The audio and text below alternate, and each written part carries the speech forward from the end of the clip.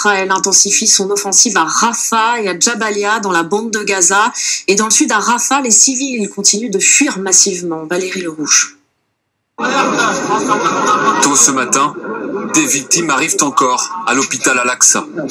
En plein milieu de la nuit, vers 3 heures, un raid israélien a visé une maison située dans le camp de réfugiés de Nuseirat, au centre de la bande de Gaza.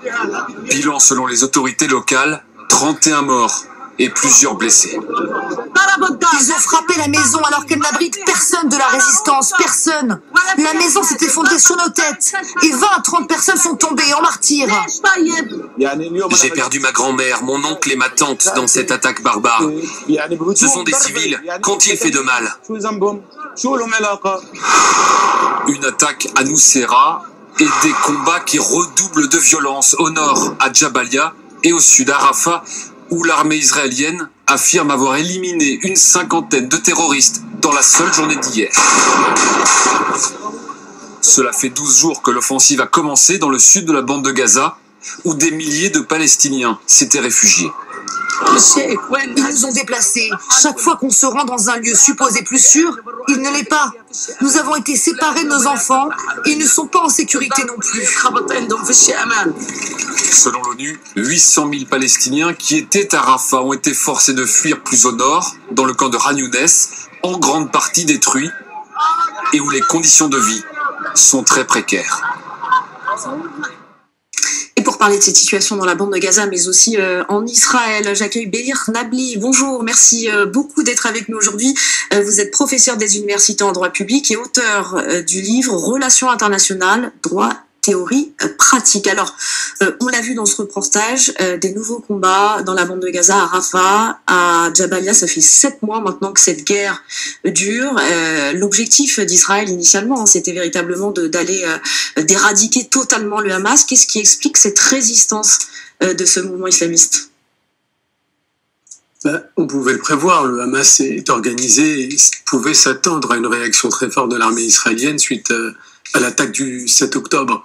Ce qui est plus remarquable, c'est plutôt aussi l'espèce de continuité tout au long de ces mois de faits qui ont été rappelés à travers ce reportage. À savoir, premièrement, derrière le déplacement des civils, on a en fait ce qu'on appelle des crimes de guerre.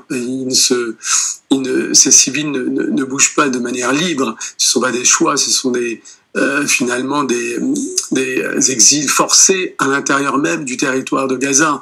Et donc c'est constitutif de ce qu'on appelle des crimes de guerre, et c'est l'un des faits marquants de cette guerre, à savoir que l'essentiel, ou en tout cas la majorité des victimes sont des civils.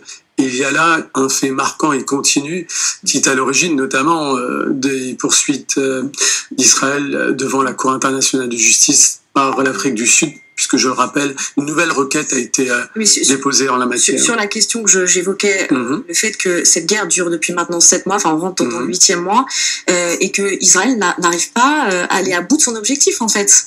Parce que, et là aussi j'en profite, puisque depuis le début, vous me faites le plaisir d'être invité sur ce dossier, en affichant un tel objectif, une forme de défaite était annoncée, par définition, parce que détruire le Hamas, par définition, ça n'a pas de sens du point de vue militaire et stratégique. Vous ne pouvez pas détruire une entité qui prendrait de toute manière une autre forme une fois que vous pourriez à un moment donné considérer que votre objectif est atteint. Donc c'était couru d'avance cette défaite, en tout cas cet échec par rapport à l'objectif affiché publiquement, officiellement par le gouvernement israélien, à savoir l'éradication du Hamas. Ce n'est pas possible pris dans son sens littéral.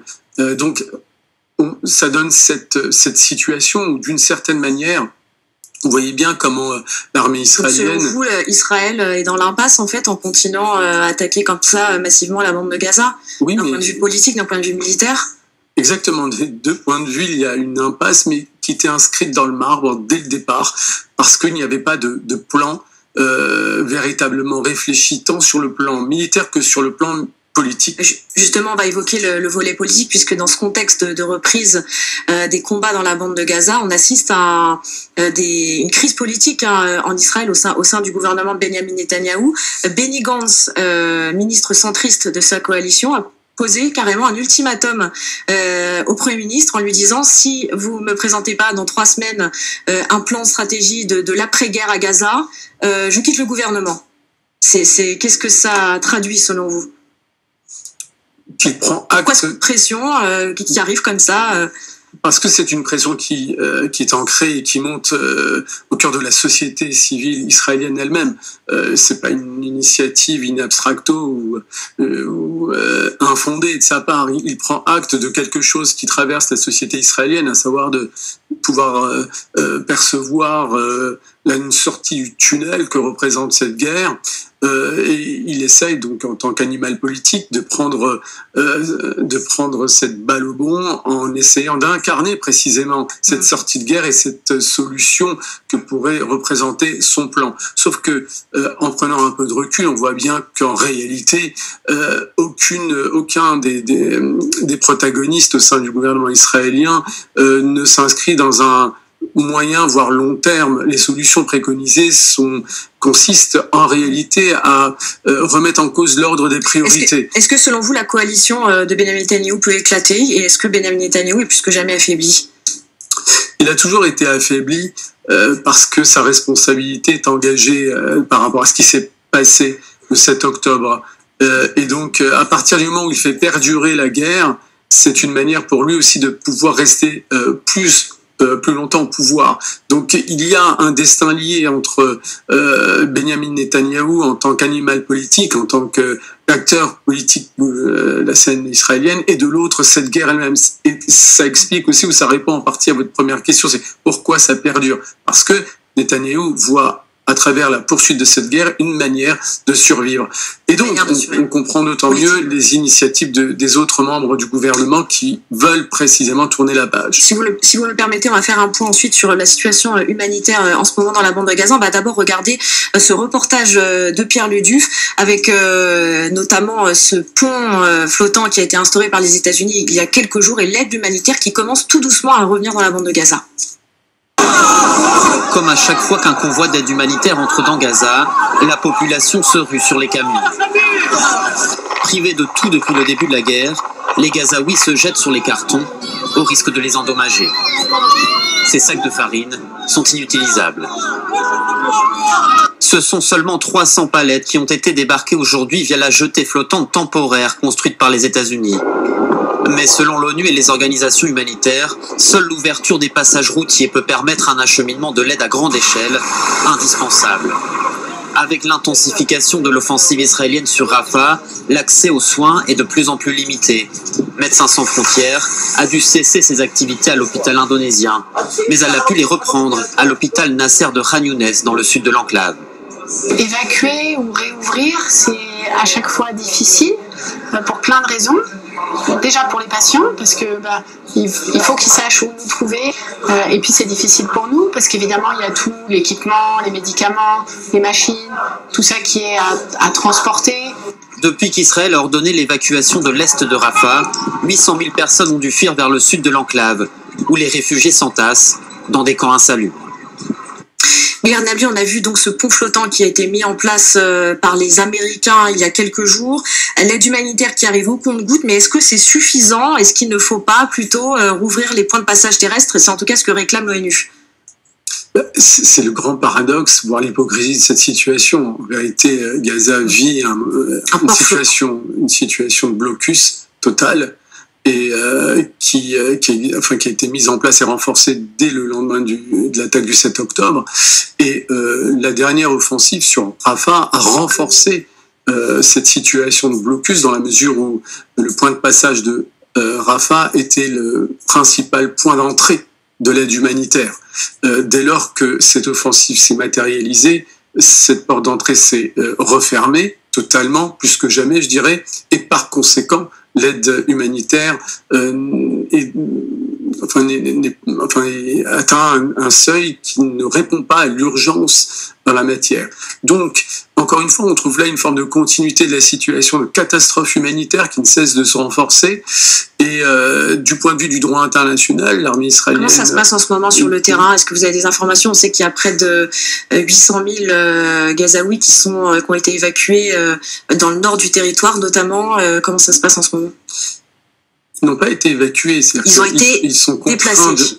Oui, mais en fait, c'est une contrainte armée qui fait qu'ils se meuvent sur ce territoire. Et c'est, je le rappelle encore une fois, du point de vue du droit international, constitutif d'un crime de guerre. Vous ne pouvez pas contraindre militairement une population civile de bouger. En plus, comme ça a été dit dans votre reportage, quels que soient les lieux où ils se déplacent, finalement, ces lieux sont visés par des bombardements. Donc il y a là une situation qui, encore une fois, pose vraiment problème du point de vue du droit international humanitaire, dans la mesure où ils sont constitutifs, encore une fois, de crimes de guerre. On va rester sur l'actualité au Proche-Orient. On vient de l'apprendre, en fait, c'est par rapport à l'Iran. Il y a visiblement un accident d'hélicoptère qui a eu lieu où dedans se trouvait le président iranien, le président Raïssi. On a très peu d'informations à ce sujet pour le moment. Qu'est-ce que ça vous fait, qu'est-ce que ça vous inspire, cet accident? C'est quand même important. Oui, en soi, c'est un événement dont il faudrait malgré tout avoir plus de détails pour pouvoir l'analyser. Mais ce qu'on sait avec le recul, c'est qu'un certain nombre de responsables scientifiques, voire politiques... Il y a des incertitudes sur la présence du président iranien dans l'hélicoptère. Et on ne sait pas... On ne sait pas si celui-ci était dedans, s'il est en vie ou pas. Les interrogations vont être nourries par le passé, les précédents en la matière, à savoir qu'une série de responsables scientifiques, politiques et militaires iraniens ont déjà été ciblés par des opérations israéliennes tendant à ce qu'on appelle un ciblage, des assassinats ciblés pour éviter notamment que l'Iran accède à la bombe nucléaire ou plus largement pour affaiblir le régime en tant que tel. Mais il faut rappeler aussi que le président iranien ne bénéficie pas de l'essentiel du pouvoir politique, dans la mesure où le régime a un côté binaire, il est en partie républicain et de l'autre théocratique, et que l'essentiel du pouvoir décisionnel, politique, est dans les mains du guide du régime. Merci beaucoup. On reviendra bien sûr, bien évidemment, un peu plus tard sur cette information qui vient de tomber, cet accident d'un hélicoptère présidentiel en Iran. Merci beaucoup, Bélir Nabli, professeur de l'université en droit public, spécialiste géopolitique, pour votre éclairage sur ce qui se passe dans la bande de Gaza et en Israël.